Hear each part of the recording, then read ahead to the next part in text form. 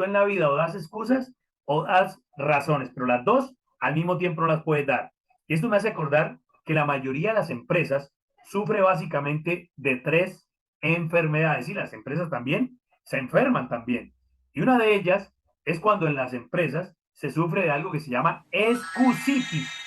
Aquí están prohibidas las excusas, pero la excusitis es cuando la persona empieza, no, es que llegué muy tarde por esto, jefe, es que no logramos la venta, fue por la meta, fue por esto, es que el transporte me dejó, es que yo no sirvo, y hay personas que se llenan de esques y esques en la vida que lo van transmitiendo a la empresa. Y eso es una grave enfermedad a nivel empresarial si tu equipo, tú estás pensando siempre en excusas. La excusitis es la enfermedad del fracaso. Lo dice el libro La magia de pensar en grande de David Schwartz.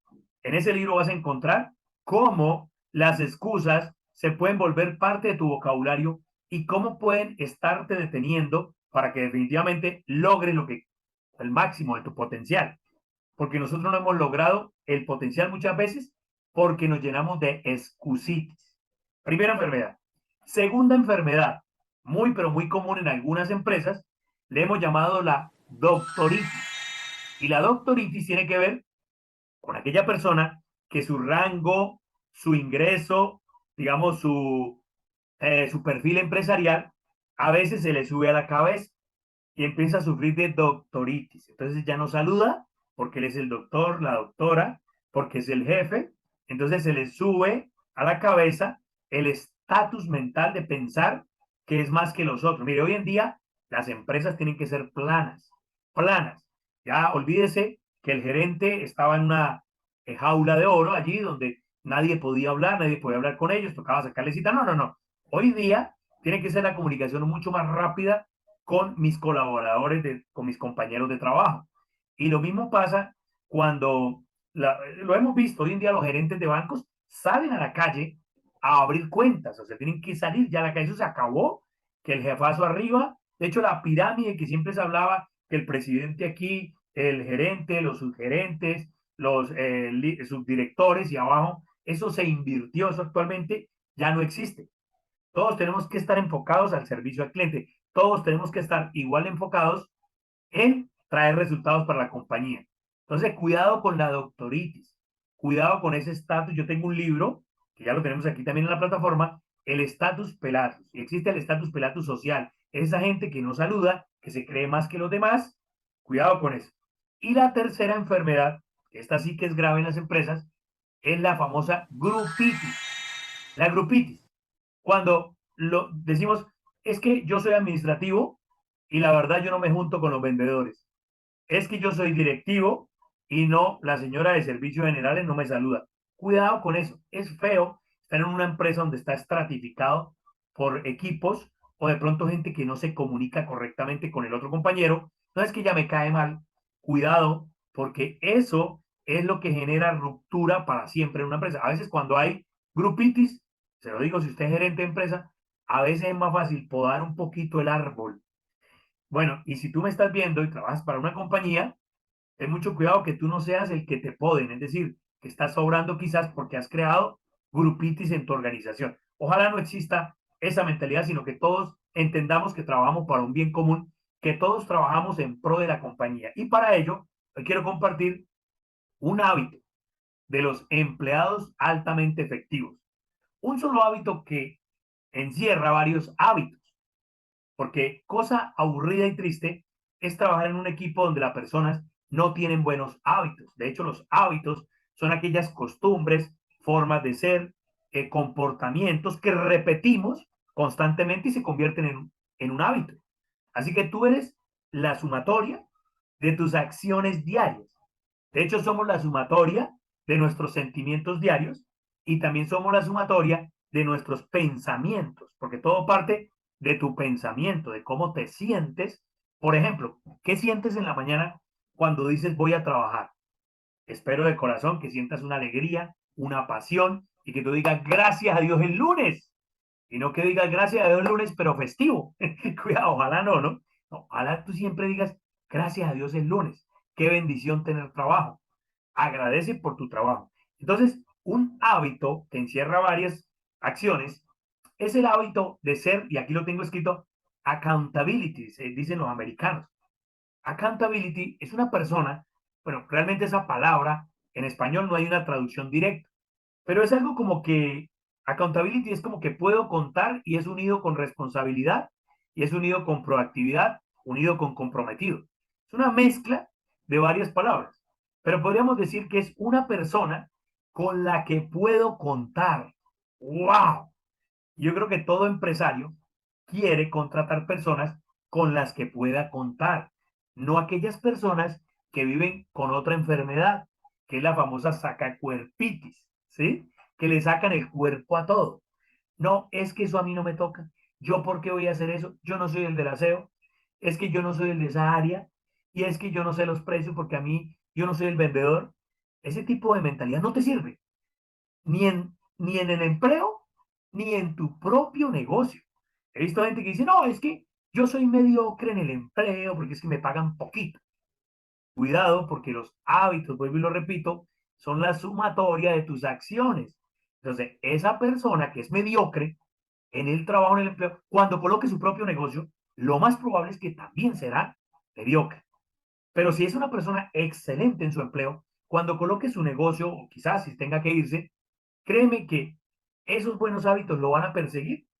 Recuerdo la historia del monje que le dice el discípulo, le dice, monje, me voy porque aquí veo que yo sobro, veo que aquí nadie me quiere, veo que los demás como que me tratan como una persona poca cosa. Ustedes aquí realmente no me siento contento, no me siento conforme aquí en el convento, me voy. Y entonces el hombre se está amarrando los zapatos, el aprendiz se está amarrando los zapatos, y en ese momento el sabio de la historia, el monje, que lo estaba tratando de adoctrinar, tratando de ayudarle, se agacha y empieza a imitar al muchacho amarrándose los zapatos.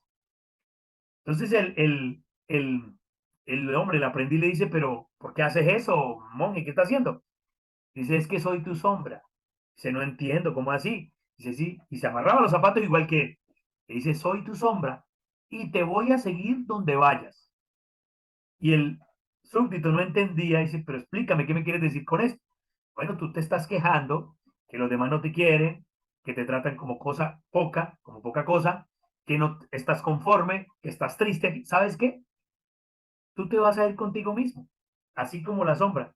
Te voy a acompañar porque de la misma manera es tu mente, son tus pensamientos, tus acciones, tus sentimientos y por ende tus hábitos los que te han llevado a donde estás. ¿Qué te hace pensar que por cambiarte de ciudad, que por cambiarte de pueblo, simplemente por eso vas a cambiar mágicamente?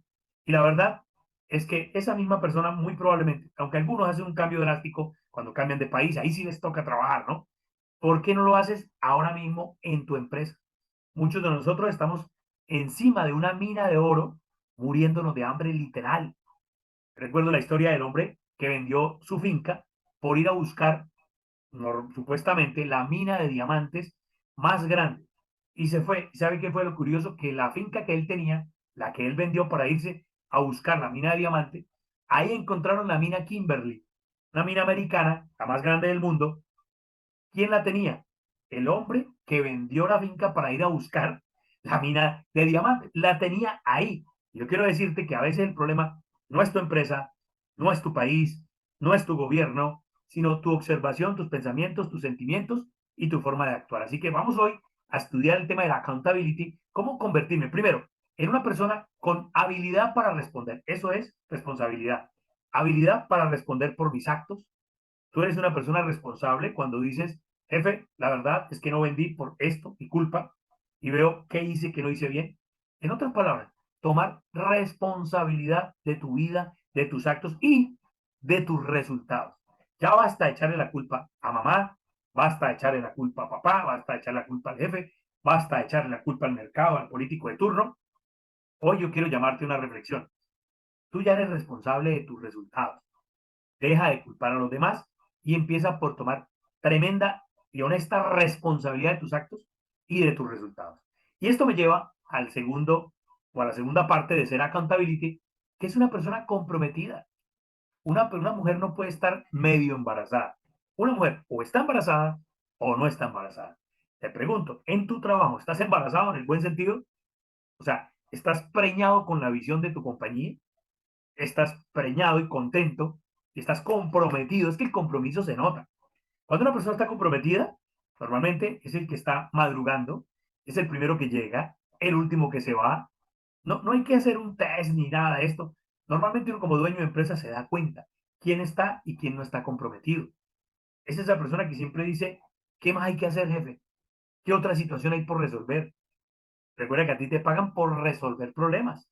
Entre más grande el problema, probablemente te estés pagando mucho más. Entonces, si te pagan por resolver problemas, ¿por qué te escondes de los problemas? ¿Por qué te escondes de los compromisos? Es que hay gente que dice, yo estoy comprometido hasta el punto, nada más, hasta que me paguen. Si no me pagan, no voy más allá. Yo te pregunto, ¿tú trabajarías si no te pagaran en tu empresa? ¿Trabajarías gratis? Al menos por un tiempo. Si tu respuesta es no, hay que evaluar. De pronto, tu manera de observar no es la correcta. Alguien dirá, yo sí trabajaría gratis al menos un tiempo. Obviamente, ojalá no sea para toda la vida. Pero me refiero, esta pregunta es para saber qué tan alto es tu nivel de compromiso y de seriedad en lo que estás ejecutando. Y por último, parte de ser accountability es una persona proactiva. Una persona proactiva no hay que decirle lo que hay que hacer. De hecho, una persona proactiva, pro y actividad, es una persona que está buscando actividad. Es una persona que se adelanta a lo que pueda suceder. Una persona proactiva, por ejemplo, es una persona que siempre va adelante de los demás, que no está esperando que le digan lo que hay que hacer. Y usted lo ve en su casa. Usted tiene un hijo, una hija, su esposo. Qué rico cuando usted convive con gente proactiva, que no hay que decirle que hay que sacar la basura, que no hay que decirle que hay que limpiar, que no hay que decirle las cosas que por lógica deberían estar haciendo. Ahora, llevémoslo al plano empresarial. Qué rico cuando uno tiene un equipo de trabajo y la gente es proactiva. Qué cosa aburrida es cuando tú tienes que estarle diciendo a la gente lo que se supone que ya deberían hacer. Por ejemplo, tú trabajas en una empresa, ya tienes tu tarjeta digital de presentación, por ejemplo, o tarjeta física. No, es que voy a esperar que la empresa invierta. ¿Y tú por qué no has hecho una? Porque me cuesta dinero. ¿Y quién es el que quiere vender? ¿Quién es el que quiere ser excelente? ¿Tú o la empresa? Muchas veces uno tiene que invertir. Una vez, recuerdo una empresa que los conductores, empresa de transporte, un conductor maltratado la espalda.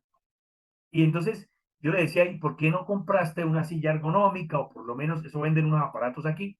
Ah, no, que me lo compre el jefe. Es que su jefe no es el que maneja, es usted.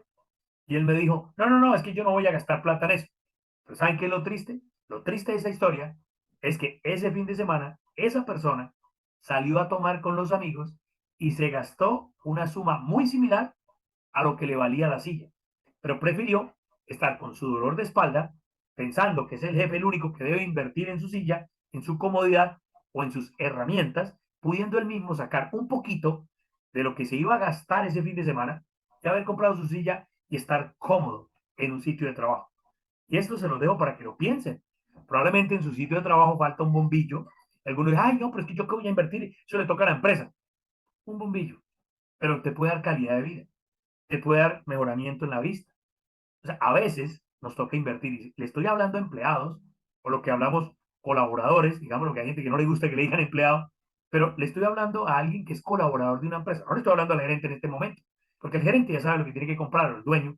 Pero ¿qué tal si nosotros, como colaboradores de la empresa, estuviéramos dispuestos a invertir de nuestro bolsillo? Claro, eso es un nivel de sentido de pertenencia y de accountability muy superior, ¿sí? Ojalá algunos pudiéramos romper esa brecha y decir, oye, Eduardo tiene razón.